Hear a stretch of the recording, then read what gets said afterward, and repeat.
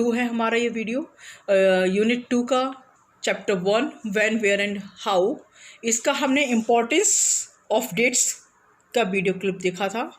Now we are going to study about periodization. Periodization के बारे में पढ़ेंगे। तो जेम्स मिल्स करके जो थे एक स्कॉटिश पॉलिटिकल फिलोसफर थे, उन्होंने एक बुक पब्लिश की थी, 3 वॉल्यूम में बुक पब्लिश की थी।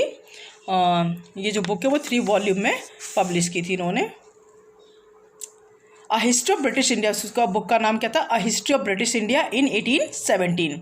इन दिस बुक इन्होंने अपने जो भारतीय इतिहास को 3 पार्ट में डिवाइड किया था। फर्स्ट है हिंदू, दूसरा मुस्लिम, तीसरा ब्रिटिश। इन्होंने जो है जो अपने जेम्स मिल थे, इन्होंने हिस्ट्री को कई पार्ट में जो डिवाइड किया था, बिकॉज कि वो चाहते थे कि हर पीरियड का अपना कुछ विशेषताएं होती है। अगर हम खुद भी देखें तो हमने अपने बचपन में जो हमारे आसपास जो चीज़ें दिखाई देती थी उनकी अपनी एक विशेषताएं होती थी, और अभी जो हम देखते हैं हम आसपास के मार्केट एरिया को या अन्य जो चीज़ें हैं, जो हमारा लाइक स्कूलिंग सिस्टम है जो पहले का था और अभी का, तो हर समय का अपना एक विशेषता होती है। तो लाइकवाइज दैट कि उन्होंने पीरियोडाइजेशन इसलिए क्या पीरियड में इसलिए डिवाइड किया कि वो चाहते थे कि उसको हर जो पीरियड के अपनी कैरेक्टरिस्टिक्स है उसको कैप्चर करें, उसको जो है समझें, उसको लिखें। और मिस बस उनका जो व्यू था, वो उनका जो दृष्टिकोण था, उनकी जो सोच थी वो ये थी कि जो एशियन जो थे वो जो उनके अनुसार एशियन जो कम सिविलाइज्ड होते थे और यूरोपियंस जो थे वो ज़्यादा सिविलाइज्ड होते थे, मतलब वो ज़्यादा सभ्य होते थे। वो उनकी सोच थी जेम्स मिल की।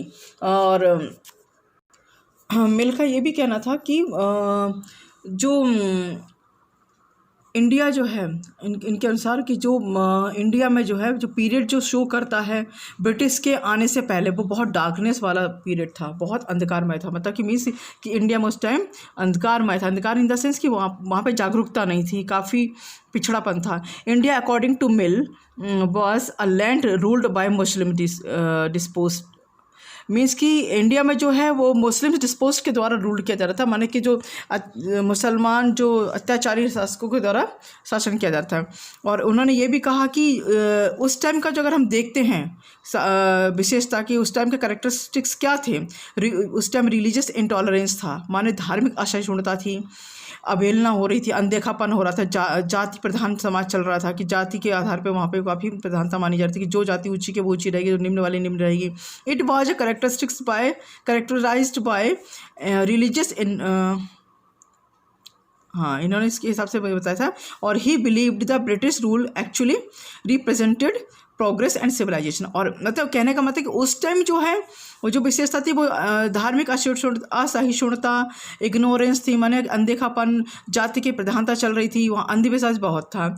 लेकिन ये मानते हैं जो जेम्स मिल से, वो ये मानते हैं जेम्स मिल की ब्रिटिश जो थे वो रूल एक्चुअली प्रोग्रेस और सिविलाइजेशन वाला टाइम था, माने कि उनके रूल में विकास हो रहा था और सभ्यता थी। किसके? ब्रिटिश के। Other historians divided Indian history into 3 periods. जो अन्य जो इतिहासकार थे उन्होंने भी 3 पीरियड में डिवाइड किया, लेकिन उनके अनुसार था कि एंशियंट, मिडिवल एंड मॉडर्न। जो एंशियंट मीन्स प्राचीन, और मध्ययुगीन और आधुनिक जो है 3 काल में भारत के इतिहास को उन्होंने बांटा है। जो अन्य इतिहासकार थे उन्होंने this division has also problems. ये डिवीजन भी को में भी मतलब कुछ ना कुछ समस्याएं थी। Since it was borrowed from the west, the use of the term modern to describe British rule in India was not correct because it did not have actually freedom and liberty, nor this period was one that saw economic growth. That is why many historians refers to this period as colonial. Means कि ये कहा जा रहा था कि इसको किन्होंने इसको रखा ना टाइम मॉडर्न टाइम जो है वो ये जो विचारधारा किसके द्वारा लाई गई? वेस्ट के द्वारा, पश्चिमों के द्वारा लाई गई। और उन्होंने जो मॉडर्न जो वर्ड यूज़ किया है, जो मॉडर्न शब्द को डिस्क्राइब किया, उसका मतलब ये था कि ब्रिटिश रूल से मतलब था कि मॉडर्न टाइम मतलब कि ब्रिटिश टाइम था, वो मॉडर्न टाइम था।